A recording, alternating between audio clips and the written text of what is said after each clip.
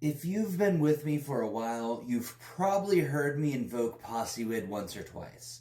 But I've never sat down and unpacked what I call the POSIWID Principle.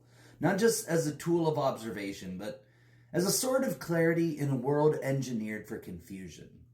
So let's walk through it. POSIWID stands for the purpose of a system is what it does. That phrase originated with Stafford Beer, a cybernetician who understood that what a system claims it is for means nothing compared to what it actually produces.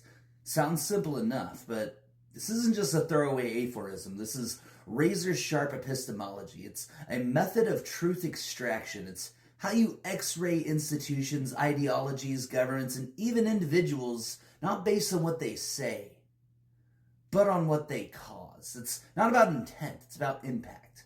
Now, most of society is stuck in a game of words. Politicians and billionaires spin narratives, feed slogans into the machine, and trust the public will forget the scoreboard. And often they do, because people are trained to argue about meaning rather than observe it. But when you apply the POSIWID principle, you begin seeing clearly through the fog.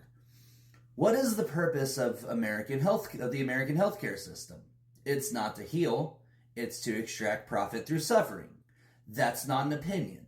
That's the observable result across decades. That's the system's purpose, because that's what it does. What is the purpose of the carceral system? Not justice, not rehabilitation. The purpose is to maintain control, uphold class and racial hierarchies, and generate economic profit through punishment. Again, not theory, just the consequence of its continued operation.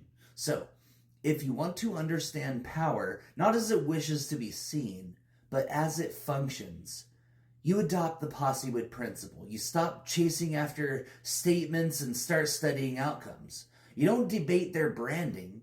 You audit their effects. Now, Enlightenment Socialism embraces this fully, because at its core, Enlightenment Socialism is a praxis of liberation through observable reality. We don't cling to fantasy, we begin with truth. Systems thinking is not a novelty to us. It's the foundation of our ethics, and the POSIWID principle is how we separate ethical intent from structural consequence. It's how we distinguish liberation rhetoric from actual liberation. We were taught to assume institutions meant well, that governments were flawed but noble, that capitalism was chaotic but efficient, and so we built arguments around their supposed purposes. But when we look at what they do, everything becomes clear. Capitalism, for example, is not a meritocracy. It's a scarcity machine that rewards exploitation. That's its purpose, because that's what it does. The POSIWID principle lets us cut through the theater, lets us stop wasting time asking, what are their motives? And start asking, what are their results? And here's where it gets dangerous to those in power, because once the masses internalize this method, once they start seeing systems as behaviors, not slogans, it becomes impossible to gaslight them. No more, we care about the poor while evicting families. No more fighting crime while funding mass incarceration. No more protecting freedom while outlawing empathy. POSIWID turns the entire shell game inside out. That's why they bury this kind of thinking, why systems education is gutted in schools, because if you taught people to see systems clearly, they'd never fall for the same tricks again. Now, let's take it further. Let's ask what the POSIWID of democracy has become. In theory, it's ruled by the people. In function, it's become a controlled battleground between factions of oligarchs, where participation is narrowed, narratives are manufactured, and consent is engineered. That doesn't mean democracy is fake. It means it's been functionally captured. And if we want to take it back, we have to build systems that actually do what they claim to do. In a world built on obfuscation, clarity is revolutionary. And the POSIWID principle is clarity incarnate. You can apply it to economics, politics, culture, media, religion, anything that exerts force on the human condition. That's why I believe this principle must be taught alongside Occam's razor.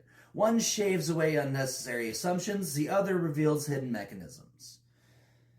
Now, where do we go from here? We apply it relentlessly. We build movements, not around feelings or branding, but around observable function. We dismantle systems, not because we dislike them, but because what they do violates the sacred contract of life and liberty. And we build new systems under Enlightenment Socialist frameworks where POSIWID aligns with justice, where the function is the promise. We don't need perfect leaders. We need systems with liberatory outputs.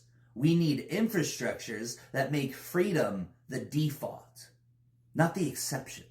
We need to design societies that do what they say. That is the essence of systemic ethics. That is how we build the civilization of the mantle. So the next time someone says, "But that's not what they meant," you know what to say. Maybe not, but it is what they did, and the purpose of a system is what it does.